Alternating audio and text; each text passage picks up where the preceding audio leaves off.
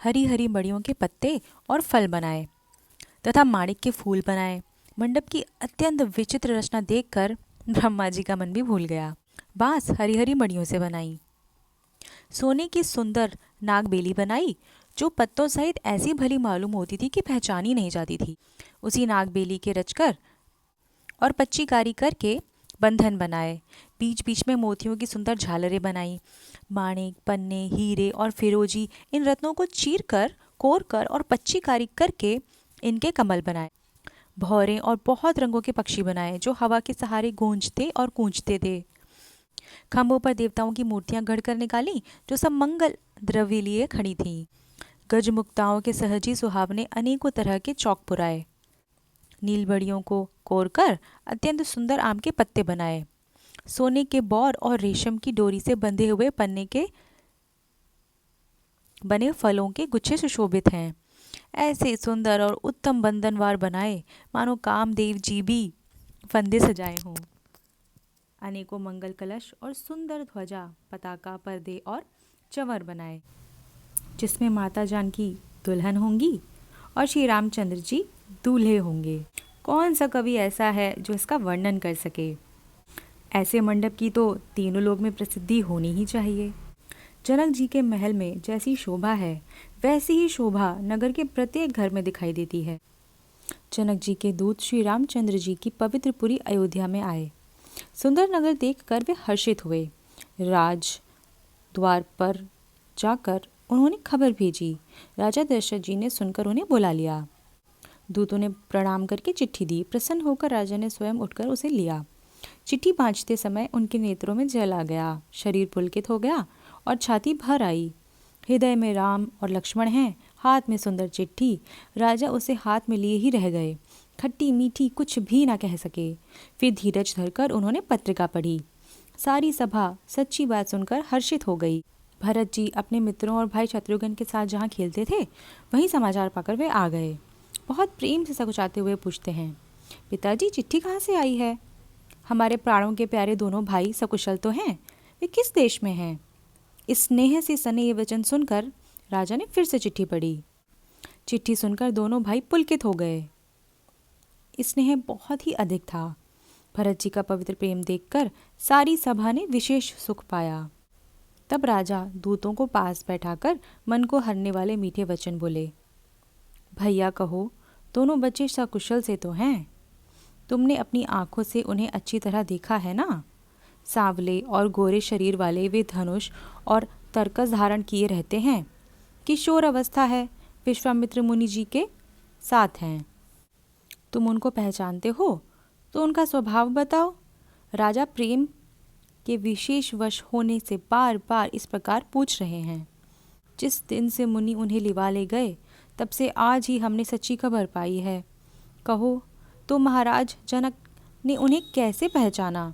यह प्रिय वचन सुनकर दूत मुस्कुराए।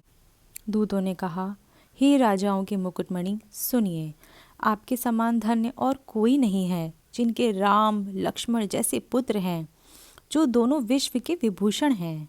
वे पुरुष सिंह तीनों लोकों के प्रकाश स्वरूप हैं, जिनके यश के आगे चंद्रमा मलिन और प्रताप के आगे सूर्य शीतल लगता है। हे नाथ, उनके लिए आप कहते हैं कि उन्हें कैसे पहचाना? क्या सूर्य को हाथ में दीपक लेकर देखा जाता है? सीता जी के स्वयंवर में अनेकों राजा और एक से एक बढ़कर योद्धा एकत्र हुए थे, परंतु शिव जी का धनुष कोई भी नहीं हटा सका। सारे बलवान वीर हार गए। तीनों लोकों में जो वीरता के अभिमानी थे, शिव जी के धनुष ने सबकी शक्ति तोड़ दी। बाणासुर जो सुमेरु को भी उठा सकता था, वह भी हृदय में हारकर परिक्रमा करके चला गया। और जिसने खेल से ही कैलाश को उठा लिया था, वह रावण भी उस सभा में पराजय को प्राप्त हुआ। हे महाराज सुनिए, वहाँ रघुवंश मणि श्री रामचंद्र जी ने बिना ही प्रयास शिव जी के धनुष को वैसे ही तोड़ डाला जैसे हाथी कमल की डंडी को तोड़ डालता है। धनुष टूटने की बात सुनकर परशुराम जी क्रोध भरे आए और उन्होंने बहुत ही प्रकार से आंखें दिखलाईं। अंत में उन्होंने भी श्री रामचंद्र जी का बल देखकर उन्हें अपना धनुष दे दिया और बहुत प्रकार से विनती करके वन को गमन किया। हे राजन, श्री रामचंद्र जी अतुलनीय बली हैं। वैसे ही तेज निधान फिर लक्ष्मण जी भी हैं, जिनके देखने मात्र से राजा लोग ऐसे कांप उठते हैं जैसे हाथी सिंह के बच्चे के ताकने से कांप उठता है। हे देव, आपके दोनों बालकों को देखने के बाद अब आंखों के नीचे कोई आता ही नहीं है। प्रेम, प्रताप और वीर रस में पगी हुई दूतों की वचन रचना सबको बहुत प्रिय लगी।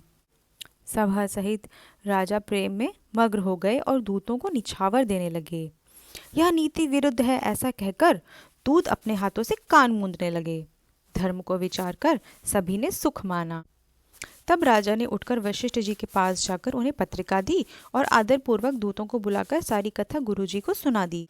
सब समाचार सुनकर अत्यंत सुख पाकर गुरुजी बोले, पुण्य आत्मा पुरुष के लिए पृथ्वी सुखों से छाई हुई है। जैसे नदियां समुद्र में जाती हैं, यद्यपि समुद्र को नदी की कामना नहीं होती, वैसे ही सुख संपत्ति बिना ही बुलाए स्वाभाविक ही धर्मात्मा पुरुष के पास जाती है। तुम जैसे गुरु, ब्राह्मण, गाय और देवता की सेवा करने वाले हो, वैसी ही पवित्र कौशल्या देवी भी हैं।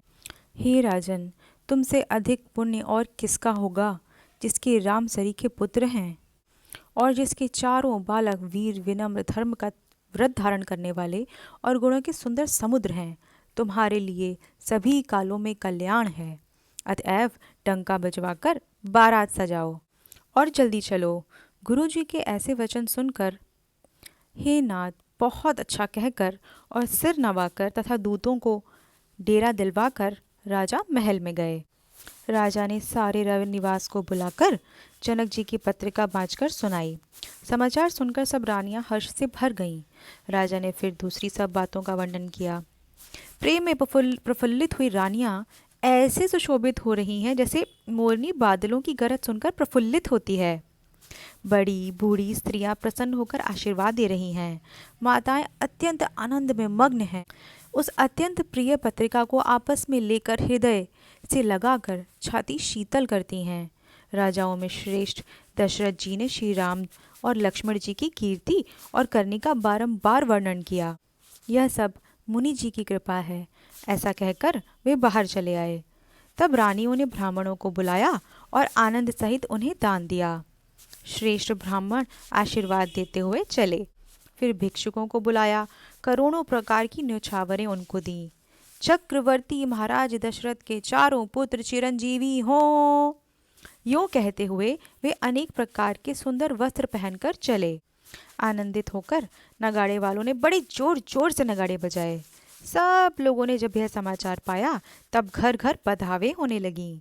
14 लोकों में उत्साह भर गया कि जानकी जी और श्री रघुनाथ जी का विवाह होगा। यह शुभ समाचार पाकर लोग प्रेम मग्न हो गए और रास्ते, घर तथा गलियां सजने लगीं। यद्यपि अयोध्या सदा सुहावनी है, क्योंकि वह श्री रामचंद्र जी की मंगलमयी पवित्र पुरी है, तथापि प्रीति पर प्रीति होने से वह सुंदर मंगल रचना से सजाई गई। ध्वजा, पताका, पर्दे और सुंदर चवरों से सारा बाजार बहुत ही अनूठा छाया हुआ है। सोने के कलश, तोरण, मणियों की झालरें, हल्दी, दूब, दही, अक्षत और मालाओं से लोगों ने अपने अपने घरों को सजाकर मंगलमय बना लिया।